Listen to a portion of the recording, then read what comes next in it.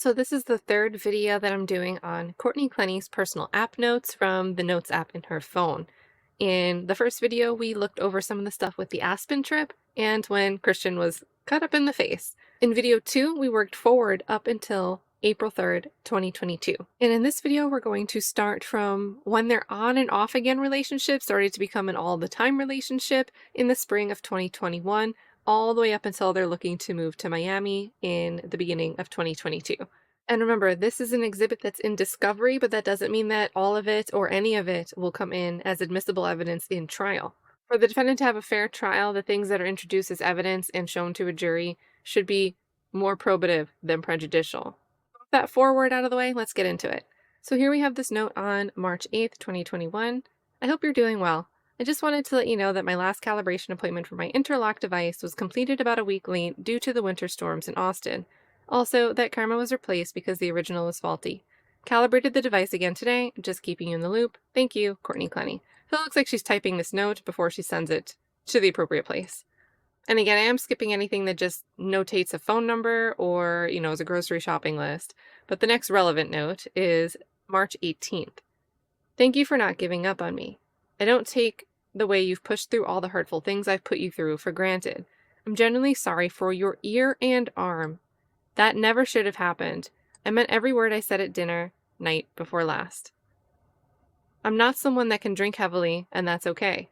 I want to change that for you, myself, and for us. Nobody could ever make me feel the way you do, so the thought of losing you scared the shit out of me. I've prayed for a man like you for years. I love you more than anything or anyone. On 3/23, we do have this note to make a therapy appointment. On 3/30/2021, you're the love of my life, and I'm sorry that my words and actions don't always reflect that. I want you to feel loved. You're making yourself mad. You shouldn't think that way. Laughing, smirking when I'm upset. Any talking with Andy about my OnlyFans without my knowing or involvement. Andy is her manager from Lexington Capital for her OnlyFans stuff. The very next note is on 3/31. I will never leave, like you would have to kill me, with kill in all caps. And then on 4/7, that's her next note. She's got a bunch of laundry list stuff, content stuff maybe, OnlyFans stuff, and then also call therapist and Christian's gift. On 4/11, she mentions arm, a bunch of other stuff to do, Smart Start, which is a therapy, and then mentions that it's the day before we leave, so she has to finish packing. And again, this is 4/11. And then on 4/28, and you may, if you've watched the other videos on the personal notes, you may have heard me talk about, hey, we don't know if this therapy is necessarily, therapy for her mental health and well-being, or if it's because of plastic surgery. So here we are on 4/28, and we have a mention of some scheduled appointment labeled as plastic. On May 4th, 5/4, we have, I can't get you off my mind. And then a few hours later on the same day, she also writes, I am in complete control. I have left the self-defeat zone. I am healing and evolving. On May 19th, we have a note that she seems to be typing before she sends it off to her mom, and it reads, also, and hopefully you fell asleep before getting this, and see you in the morning instead. I want you to know how much I love you and genuinely appreciate you being there for me in normal bad times and the really bad times. In parentheses, me getting drunk. I'm hard to handle, and you handle me anyway. You've never given up on me, and that's why I want to spoil you, even if you don't care about it or want it. I gave Morgan, which is her younger sister, a Gucci purse because I thought it would make her feel cooler going out with her friends, even though I don't think she cared either. I want to spoil you, mommy makeover, etc. Now, mommy makeover, suggestive of plastic surgery. Because you helped me push through to be who I am today, and I want to do things for you too. You have spent so many hours on the phone, also on a plane to Marina Del Rey, taking care of your adult daughter. I am happier now than I thought I ever could have been, but I know if things went wrong, I would always have you, which is so comforting. I ended up with you. You're my best friend, even though we don't talk every day, because I know you care about what's going on in my life, and I want the best for you too. I should have sent this to you on Mother's Day, but here you go. Happy late, late, late Mother's Day. Now again, this was 5/19/2022. It's written in the early hours, so like right after midnight. And then at 3 a.m. on the same day. I will nor throw a drink on Christian. I will not spit at Christian. I will not walk away from Christian during a conversation. Next interesting note is May 30th, and it seems like she might be logging things that are being said to her, but perhaps she's logging bad self-talk. I'm not sure. Let me know what you think about this May 30th note. It says, "You idiot, ducking dumbass." That's the autocorrect, I'm assuming, and stupid bitch. Now on June 12th, at the gym on June 12th, hung up on me after he failed to acknowledge me in the cardio area, came the Stairmaster when I was minding my own business and say "fuck you" twice after we were talking about the car. Wouldn't take his headphones to talk to me, pulled off my headphones, called me a bitch twice, told me to shut up. And then we have a long note. So this gym one was at 4:33 p.m. And at 5:10, 5:16 p.m. we have this longer one here. It says, "I think Christian might be talking to somebody else." So here, it sounds like he's coming up and he's just acting crazy out of nowhere. She was minding her own business. But within half an hour of this note, this next one starts off, "I think Christian might be talking to somebody else. He accuses me of doing something on my phone when I was crying in the bathroom at Hero and made me let him look through my phone. He then said, 'Oh, you're looking at Tyler Harrow,' rolled his eyes, and he on his page because he and Katya, I just had a baby. Now he's on the phone being sketchy at the gym. What is the number that's not saved? And keeps hanging up when I come over. When I ask him if he's talking to somebody else, he says no, but won't look me in the eyes or promise. I don't have my redacted meds, and my hormones are out of whack, but he is totally insensitive to that. Called me names and said fuck you for no good reason, among other things, even though he knows that ... It's really not that far-fetched, regardless of him loving me. Why wouldn't he? He hates me for hitting him. Thinks my alcohol abuse is pathetic, and I don't have as many friends as he does. I just want to know that I can trust him the way I need to. My heart feels empty. I feel alone." On 6/19, so a week after those other notes, in the hotel, I was hungover, and when you left the room, and laid in the bed for 5 to 10 minutes. And I started doing my hair, and that's when you popped 10. No corn in fall. When I saw it coming once, it was because we were both on drugs and we weren't going to come. I hadn't done that to you before, and I think that might be won't. I won't again. And I was honest the first time I did it, which is this time. So I'm not sure if this is like a blue ball story apology, but it's written, it was created at 3:54 a.m., modified at 4:16 a.m., and then the next note is at 5:45 a.m. and says, "Embarrassment with some typos is different when someone is drunk versus someone is making it seem like you're interested in someone else in front of them. Jeans." And on 6/21, we have a sort of to-do list, but one of her to-do items is lower alcohol. On 6/21, it looks like she's noting something about a prescription. 6/23, hit him, quote, "This is why I can't marry you." 6/26, was coming myself an airplane bathroom, Christian donned the door, I showed him the vibe check photo, and he said you are trash, said what I'm concerned about is stupid. On 6/30, I am calm and collected, in all caps. I am positive energy everywhere I go. I love and I am loved. I am not a victim. And then we jump 2 weeks out to 7/15. Now, we are approaching Vegas trip. We are leading up to Vegas trip. Didn't want to talk because 6 p.m., headache. In the hallway at 7:15 when I asked about the bike, quote, "Just stop." At the gate about to ride, when I said very softly looking up at him, "Can you look at me?" He responds, "We're about to go on a fucking bike ride." The next day, 7/16 at 10:30 p.m., 9:25 p.m., told me to stay away from him, but he's yelling in the bathroom. Josh's birthday. Quote, "I wasn't conversating because I wasn't trying to chill there." And then I respond, quote, "Neither was I." High-pitched, normal thing, and he called me aggressive. On 7/18, Austin, parentheses, in a serious relationship with a girl that just put together a huge birthday party for him. Quote, "Girls at our place have to be a 7 at minimum." Blake, also in a relationship, quote, "My phone might have to break the first day." Both blatant and shameless comments about how they plan to cheat on their girlfriends. Yes, you may not want to cheat. However, That behavior is clearly encouraged on this trip. If I was going on a girls' trip where my friends were probably talking about cheating on their boyfriends, would you be comfortable with me going? Remember telling me birds of a feather flock together? Only reason I was okay with it. And then maybe she was supposed to keep typing here and then stop typing. But what was the only reason she was okay with it? Now, on 7/28, we have this note that I don't know what exactly this means, but we are in Vegas. So the Vegas arrest, the body cam says 7/27/2021. So then we have this text that was created on 7/29 at 8:30 p.m. I feel attacked. After I had just said he didn't do anything wrong, neither did I, just the dynamic is off. Has anxiety, starts rubbing face. On the way to change, when I said, quote, you want to go there right now? He responds yes, but let's go back for your shoes. When I change shoes, he says he wants to go to Skellig because he had a headache. I said I came to change shoes so we could dance together, and he said he still doesn't want to go to Theory. I said in the elevator that I want to go to Theory and meet his friends, and he says, quote, I don't want to go to Theory.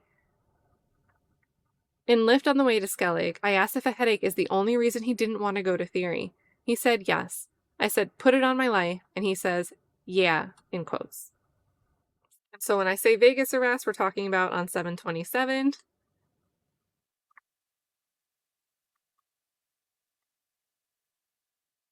Courtney, this is the clip where Courtney ends up saying, oh, and did you throw something? Oh, that sounds like me, so I probably did. But most importantly, it's where we get this walkthrough of the room and the condition of the room. So let's take a peek at this while we're reading the notes from 2 days after.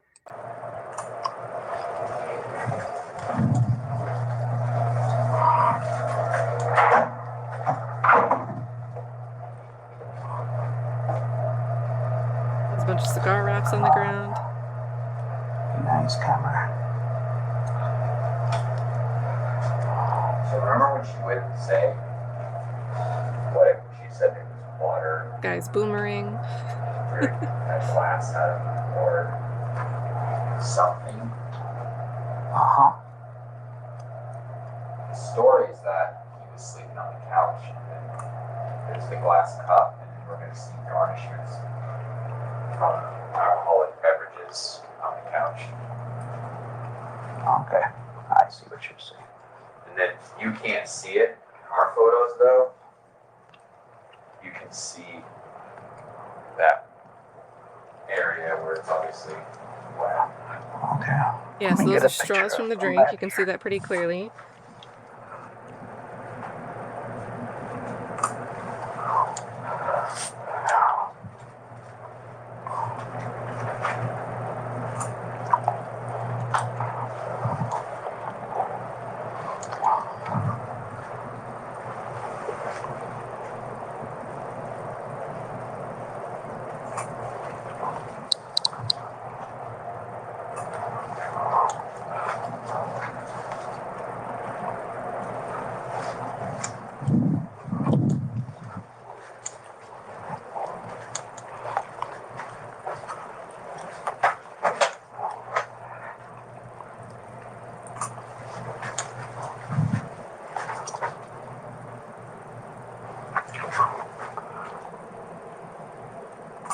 Just like socks everywhere.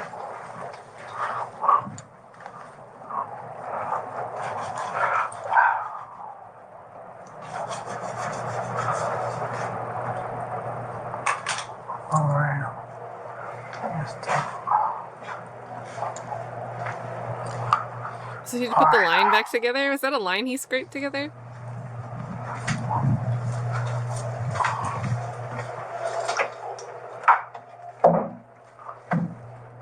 I wanted to revisit that body cam, especially to see what the room looked like in the middle of this context of, you know, everyone's getting together to go to some party. They're all talking about cheating on each other. Then we know this Vegas disturbance call and the questioning that happens on 7/27. And then they're about to go out and finally do something together. And Courtney seems upset because he doesn't want to go to the dancing club that the friends are all going to. He wants to go somewhere else, and his excuse is that he has a headache.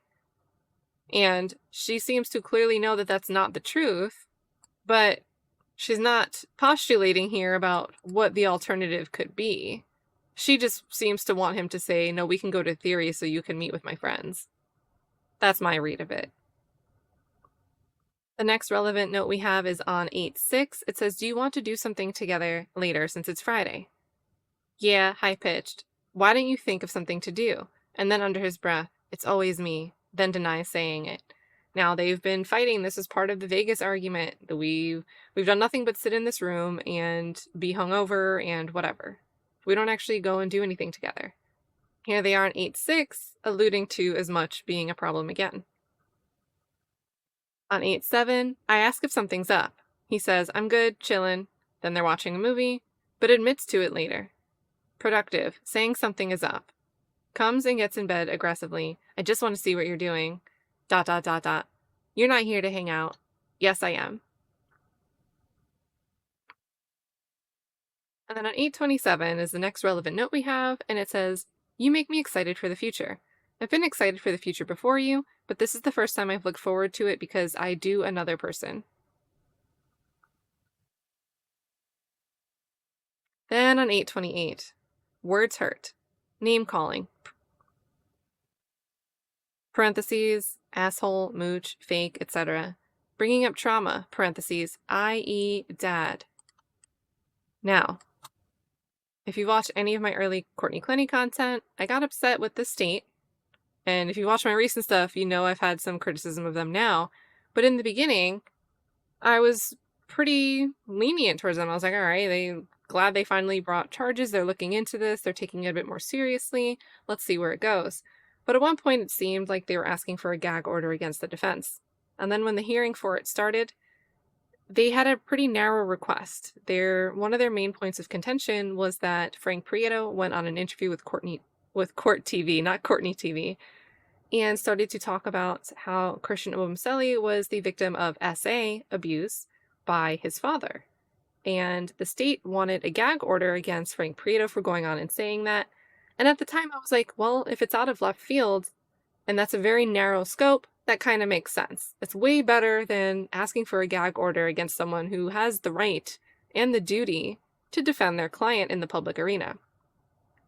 But now even that narrow scope, I don't feel very lenient or forgiving towards because there's a basis for it here. Courtney's the one that mentions it. It's not like Frank Prieto pulled it out of thin air and just decided to allege it. The only problem there is during that motion hearing, Frank Prieto didn't get specific and argue back to fight that type of constraint on speaking about that publicly. But he potentially could have said in that hearing, well, Your Honor, that's not just something I'm running out here and trying to smear the alleged victim in this case, but, it's something that I heard from someone that knew Christian Obumseli very well. But he didn't make that counter argument. But here we are reading the notes and we see bringing up trauma, i.e. dad, and this is Courtney's notes. Courtney was, at the very least, one of the sources of that information, as Frank Prieto knows it. But the note goes on, talking about my tattoo or ring. Now, in that Vegas questioning where she's on the body cam, she does mention that they were talking about a tattoo she wanted to get. Threatening to break up when I truthfully don't mean it. Screaming is unnecessary and causes disruption to others. Physical. Putting marks on his body that make him self-conscious or hurt in general. Coming close to really hurting him. Bottle in Tulum. So there was a bottle incident in Tulum. So should not risk it if for no other reason. Causes security to get involved. Both have now had to be in jail, etc., or kicked out of hotels. Overall, put yourself in his shoes, recognize his perspective, think before you speak, deep breath or time apart, speak in love instead of in anger, think of the lasting emotional effects and trust issues beforehand, stop putting your hands on him out of anger. It releases tension, but has long-lasting effects on his self-esteem, looking in the mirror, and is not acceptable in any relationship in general. Now, this is a problematic note. I mean, this is some good advice, right? In general, on its face. But she is now sitting in a case where she's trying to say her actions, what she's being charged with, she was justified in her use of force against Christian Obumseli because it was self-defense. But here, she's saying, stop putting your hands on him out of anger. It releases tension. It doesn't say, stop hitting him back. Stop putting your hands on him for some type of revenge for what he did to you. This is generally speaking, she's saying there are instances where she puts her hands on him out of anger and emotion because it releases tension. Not because it protects her, makes him get away from her, keeps her safe. This one's pretty problematic. And because she's alleging that she threw the knife at Christian Obumseli, it could be possible that these notes that mention her throwing objects at him could be relevant because that's a similar type of act. So, very curious about admissibility of some of these notes. This is one of the ones I'm more particularly interested in seeing if it will be admissible or not. On 8/31, so a couple days later, told him where I was going, DPS, came back up and said bye in a monotone manner, instead of bye back in the same way. Would make more sense. He responds, if you're going to say bye like that, just get the fuck out. Use Papa Dough as an excuse to not split groceries, so maybe we went to a restaurant and because Christian paid for the restaurant food, he didn't want to split the grocery bill. Don't smoke in here. I got you, and close the door. Are you going to smoke in here? I'm not doing anything. Proceeds to get lighter from the living room and take it back to the room. Are you going to smoke in there? I'm not doing anything. About the tattoo. You're so full of shit. September 3rd, you're so cap, walking in the apartment. That's why I don't believe anything you say. Walking into the bedroom. And then there is a note on September 3rd, but it seems October 1st through 3rd, ask about Nevada dates. October 7th appointment, and then she's planning for EDC, which is October 22nd through 24th that year. And there's a note on 9/11 that just says Christian Obumseli. And then on 9/16, there's a note that says, I would ask who is that instead of angrily approaching. And that is at 2:48 in the morning with some typos. On 9/22, why are you playing that music and sports talk? Why does it matter? Were you in here? No, I was in the room crying. Walked back to room. Christian laughs. If you just accepted my point of view, everything would be perfect. So he's playing some show, sitting in another room. She must be coming out and asking, why are you playing that? And then they're just walking back in.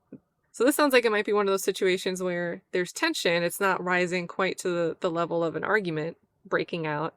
But maybe he is, or she thinks he is, playing something so it's annoying and she'll come say something. She'll come out and say something and address it. And then that like little bit of questioning back and forth could maybe be the escalation needed to clear the air. But according to this note, Christian laughs and either he or she says, because we don't always know who's writing for what, if you just accepted my point of view, quote, everything would be perfect. That was at 1:33 p.m., but it was edited at 6:54 p.m. At 7:54 p.m., there's another note that says, if I say I'm leaving, where are you going? You weren't going to ask me to come, etc. If I say I'm going to the store, why are you going to the liquor store? Why do you need to go to the liquor store? You're going to the liquor store right now? I'm not going to the liquor store. And then on September 29th, there's a note that says, got a job for X at Cowboys Radio. Did he ask her for money? Question mark. Now, this note on October 1st seems like something that they may have been talking about or bickering about. It happened after you, but the success was before. All of the success of Pussy, and that's all caps for whatever reason, pics, comes from the non-Pussy pics 8 years. So she must be talking her trajectory of becoming an influencer. In the beginning, it was a lot of like her workouts and her fitness, and she started wearing sports bras and talking to the camera to engage with the fans. And eventually it started to evolve into the OnlyFans type of content. So that must be the 8 years. So my peak of success is starting with you in the picture, Christian. But it's been growing long before you, seems to be the point being made here. And I'm thinking the word pussy is capitalized because, one, it either had some type of sting when Christian said it, so it's sticking to Courtney's mind. Or Courtney's thinking he chose that word to intentionally make it sting. And she's noting that he's doing that as like fighting words. So, but there's something interesting about it being capitalized to me. On October 3rd, I was picking a song to play besides Petite and came in and said, keep talking to her. You talking to you texting is more important than you with your boyfriend-ish. And that's at 6:56 a.m. and it's kind of jumbled, but okay. At 8:30 a.m., there's another note on the same day that says, he didn't call to ask me where I was until I called him. I asked him to tell me he wasn't going to drink a bottle, and he said to tell him where I was first, even though she didn't care until I called. I think she might be a he. Now, on October 12th, won't swear he didn't hook up with / talk to / have the flight attendant's number, because I wouldn't swear about the door at the hotel. The difference is my reason for not sweating is because it would be a lie. So why would he swear if it's not a lie? I think sweating is supposed to be swearing. So in other words, why won't he swear to me that he didn't hook up with / talk to have the flight attendant's number if it was the truth? Why can't he just swear to it? Very concerning and suspicious smirks, smiles, and almost had to laugh faces under his mask. All he could say is, capital, nothing happened. If it were me, I'd say, quote, I went to school with him and talked to him a few times, but we never hung out like that or hooked up. Specificity is key. Tell your relationship with the person rather than saying nothing happened. He doesn't take my feelings or how suspicious and unconniving his into consideration. He is into consideration. It makes me think he's not as honest with me as he claims to be, especially since he lies about small things, like whether or not he said, quote, that's so embarrassing on the plane. He blatantly lied and said no when I asked if he said that. Then he later admitted it.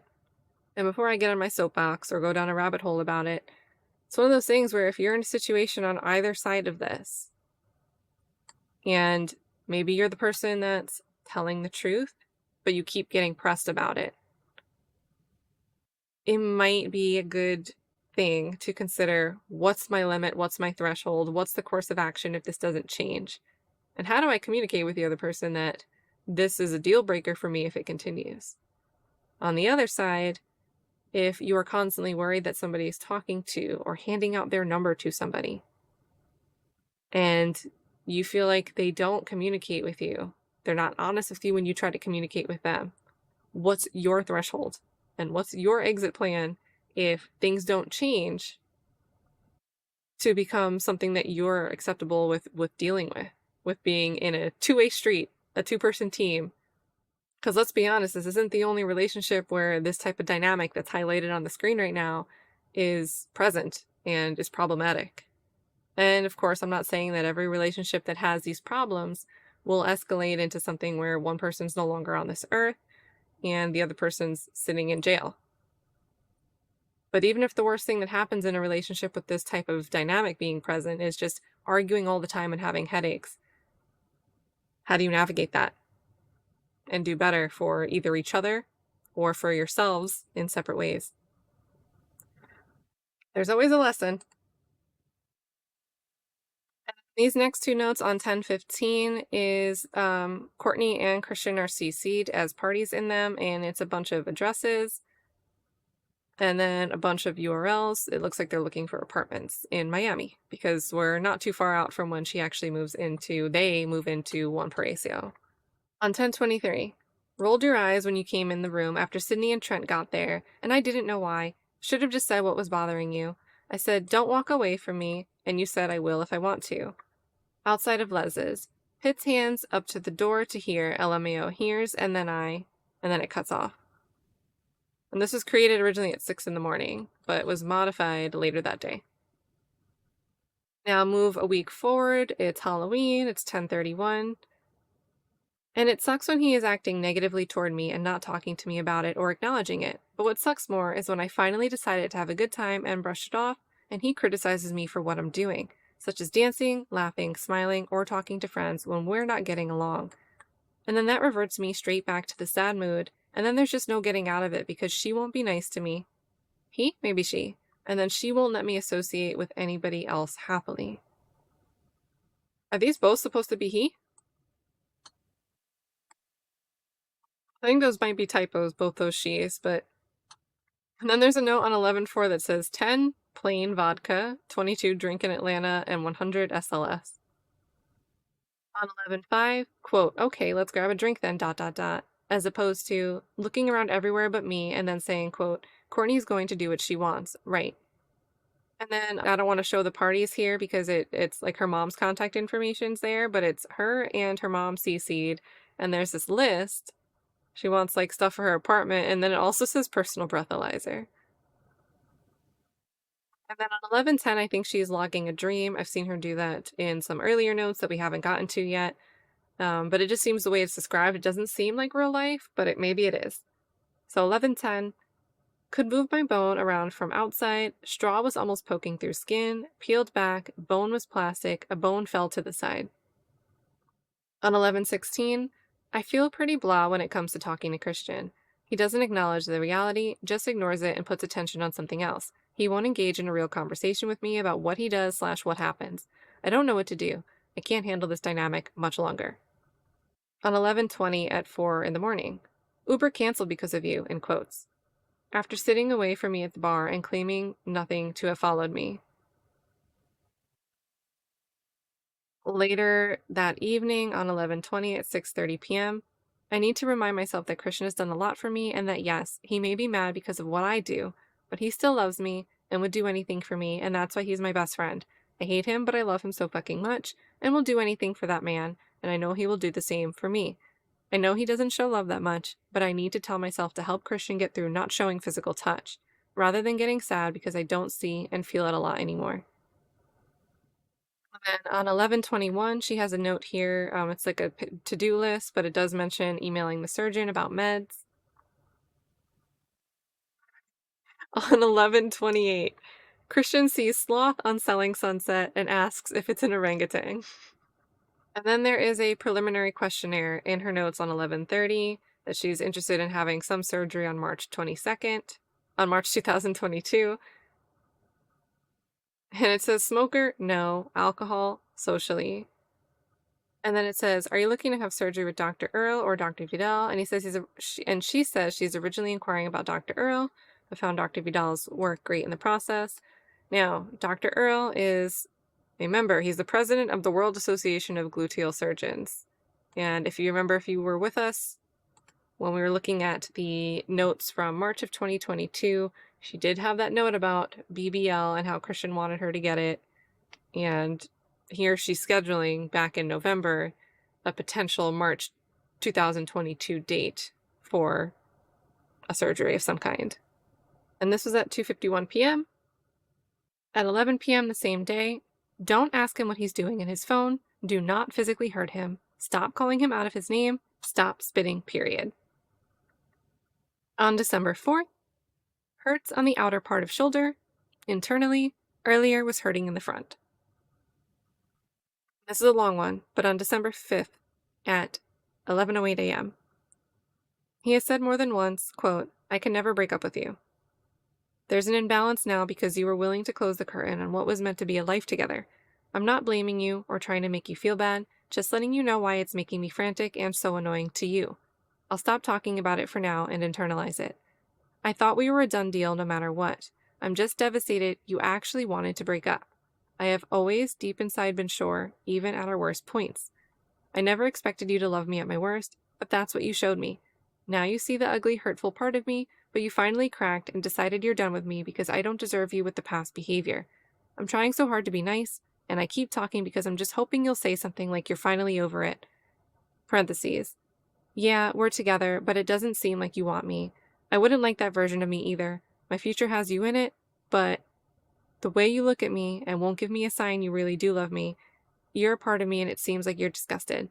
I'm not going to take you for granted, but you can't give up on us if you care enough to see it for yourself. I'm very lucky to have you. I see that you can't take it anymore and pack your stuff. I'll tape my hands to my body if I need to. Why would you need to tape your hands to your body? No more kind of getting better. I will be better for you and you'll fall back in love. Let me show you that we're going to have non-wasted vacations, a nice home, and a happy family. That level-up version of us starts now. You deserve for your girl to be able to go on walks and bike rides to the gym with you. Tennis, EDC. Once I'm healed, no injury will hold us back anymore. I'm dead serious. If I let you get away or very seriously hurt you, I'd never forgive myself. You're the only person I have eyes for, and no one would deserve to be compared to you, so it wouldn't even be worth it. There's only one you, and that you deserves to be shown you're valued. The feeling of you never coming home would be the most profound feeling of heartbreak. God brought us together for a reason. I understand you. We're almost on the other side, baby, so please don't give up on me now. I going to risk it anymore. Alexa, please play Treat You Better by Rufus Du Sol. I promise, I promise, I promise. Trust that, and I promise you'll feel good about being together again soon. Hoping. I love you. Having the sling on is so embarrassing because of the way it happened. We should be at the gym and be able to shower in the hotel. On December 9th, so 4 days later, quote, "You're just embarrassing." On December 10th, and it looks like she starts writing this like right after midnight, but then modifies it again later in the afternoon. Within a few days, a week of getting to the Airbnb, the washer broke, first floor bathroom sink clogged, only used for hand washing, the upstairs bathtub will not drain, the dishwasher is now not working. I had a $9K out-of-pocket shoulder surgery 2 weeks ago, and I honestly can't afford to lose thousands of dollars when I can't even stay at the property, especially with everything breaking down. I need to leave. I can pay for an extra week if that helps, but please understand I can't afford to lose all that money. I had no idea that I couldn't get a partial refund, especially considering all of the issues we've encountered. Please help me work this out. Thank you. On December 11th, this is at 7 p.m. You're ruining this relationship right now, quote. You ruined the whole thing. You only say negative things about me. I'm just saying the truth. I'm not going to Dallas anymore, and I fucking hate you. You're too stupid to know that. On 12/12, let PO know about switching cars, new license, ID. So probably because she's still logging for her DUI probation. On 12/17, ate at restaurant, didn't tell me where or when he got to the gate. I say I'm going to the bathroom after he's already been sitting there, and he says to take all of my stuff with me to the bathroom. My surgery arm was then sticking out into the aisle and kept getting knocked from behind and twisting my joint. I also couldn't lean on the armrest because of the same arm. We switch, and Christian says, I think you're lying about my arm/why I wanted to move.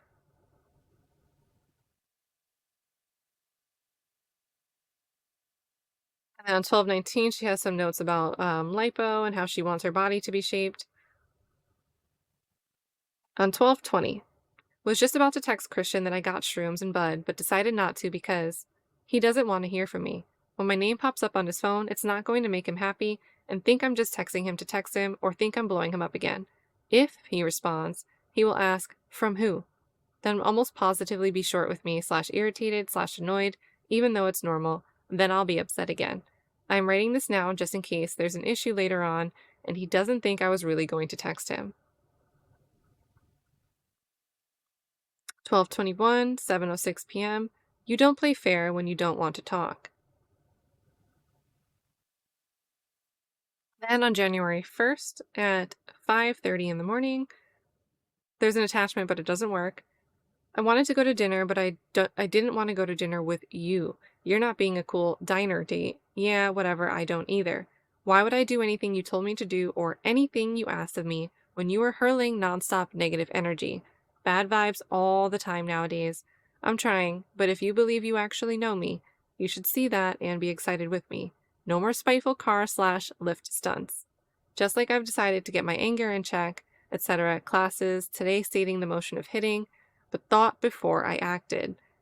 You should do the same and decide to be cool with me again and not dwell on all my mistakes. That's what progress is. That's what I hope for in 2022, and that's hoping for the best. But I believe that can happen with my involvement at this point in time. Now, I might expand on this more in a different video, but I thought it was important to interject here on that part where she talks about no more Lyft or Uber incidents. Well, To preface, there was already a 2013 police report from when Courtney Clenney was dating an ex named John Doyle. He's going to come up in the notes part 4 video that I'm going to do. There's some notes about him and some of the stuff that they went through together. But there's a police report from the time period where they were dating where the police officer responds and they're both in the car together. And it turns out, according to the report, Courtney Clenney was trying to get out of the car and lay in the middle of the road, threatening to unalive herself. The officers ended up taking her in for holding, and she was admitted to the hospital, I believe, for several days. And there was a lot going on. She's like kicking the patrol car the whole time she's being taken there, just acting out, lashing out.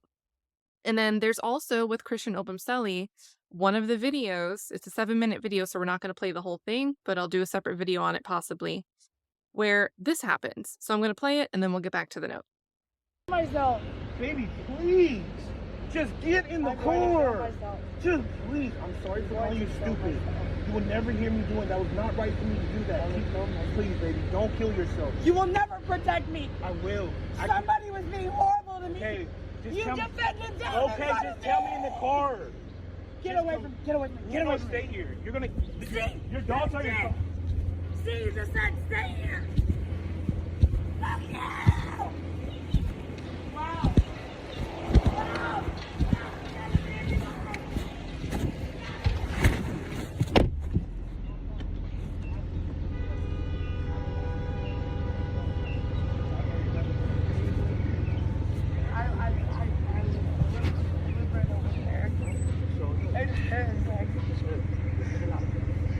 I saw you banging your head. That's not Yes. good. I don't want you to hurt yourself. You know what that is like, though? It means that I want to kill myself. You don't need to feel like that. You are so lucky both my dogs Stop are in fucking hitting me. You are no, because you let my dogs. Because I was looking at for you. My dogs. My bad. Fuck me. My fucking dogs are more Okay, my important. bad. I'm just making. No, not your bag. Stop. Fucking give me something. Fucking hitting me. Give me something better than my I'm bag. sorry. Okay, Courtney, just stop. Don't ever do that again. Okay, just stop it.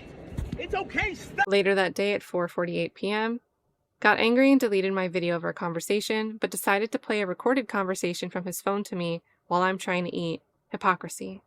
So we're deleting one conversation and playing another. This could be good for the defense.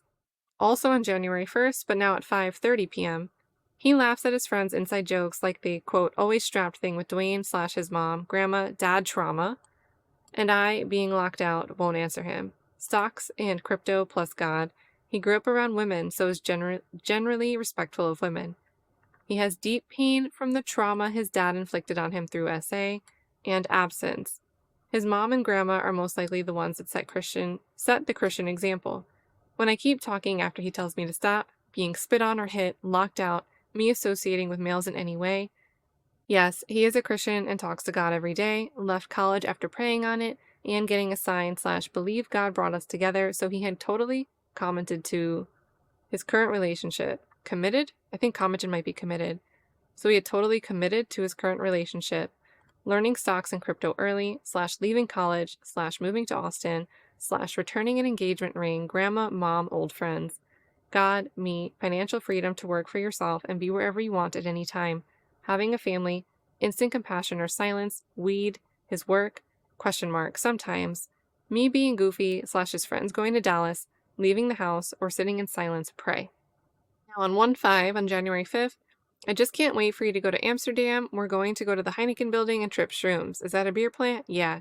We're going to a beer plant to trip shrooms. Nods. With iced ahead. I'm down. Sounds like a good time.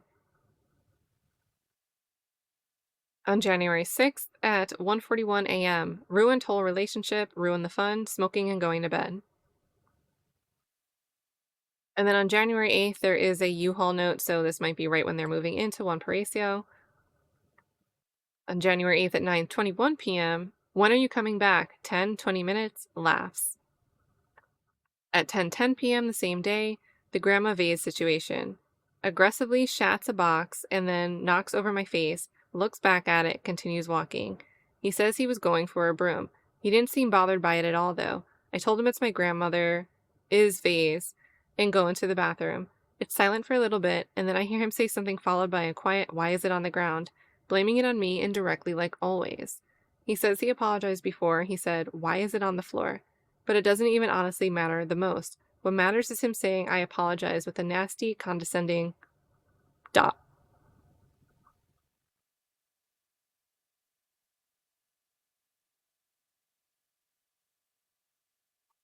On January 13th, "We need to leave in like 20 minutes. We need to leave at 11:30. I'm not leaving an hour before."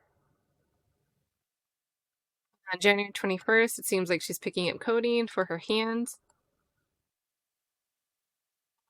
On January 23rd, and this is where we're going to start getting into the Aspen, so if you want to continue reading from where these notes left off, go to part 1 of these notes readings. I'll link to it in the description, but here on January 23rd, we are at: "Unfollowed Savannah months ago when I came home from Pokeworks while living on Riverside, crying because he knew she was shameless and still liked her pics, and is following her again now. In January, didn't think I'd notice."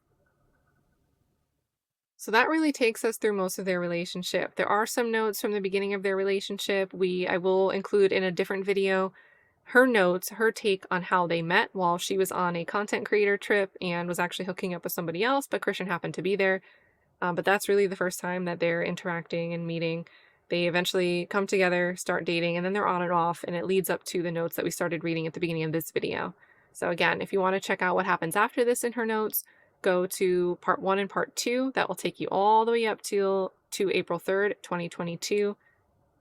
And though there are more notes, I will do another video tightening up on some things she mentions about past relationships and her mental health, and some things she talks about in things that she dealt with growing up. I'll round up all of those other notes. That way we're not reading through 300 pages of grocery lists, and do one more video on these notes. So there will be a part 4.